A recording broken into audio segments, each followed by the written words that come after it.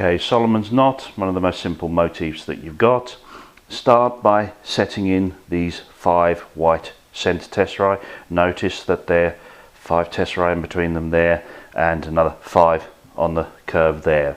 Once you've got all 5 of those in, do your black lines. Try to imagine that the strands here are something that you can physically pick up and pull, because you need to understand where they start and where they finish. So this strand here, the black line starts there, goes all the way around the curve, ends there. The other side of the strand starts here and curves around there. On these edges, if you need to, you do your keystone cuts, but on the inside ones, on these 4 inside ones, you can use triangle cuts on here. This is the exception to the borderline rule. If you used keystone cuts on here, there would be too many to cut. It would take too long. So this is the exception to the keystone rule. But sometimes, occasionally, you will see some where they've done that, where they've used keystones on there. But 99 times out of 100, you're going to use the triangles on there. Once you have the black lines in, then start doing the colours. Don't do them 3 at a time to try and keep your spacing.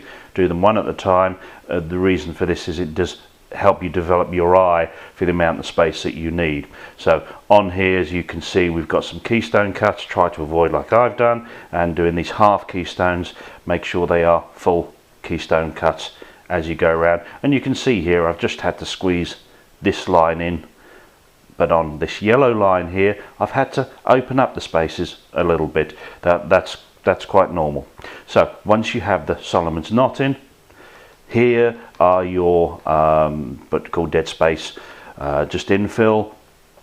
You do your borderline, then you fill in. You do your borderline, then you fill in.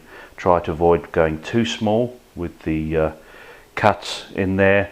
But you've got to remember that the center tesserae and these dead spaces, they are actually daylight that you can see through the mosaic, if you like. So these, it doesn't matter if these are all slightly different shapes. You won't get it so much on this because it's a very simple form, but on others you'll see that these sizes, these shapes might vary. That doesn't matter, because like I say, this is literally daylight that you can see through the pattern. So that's your Solomon's knot.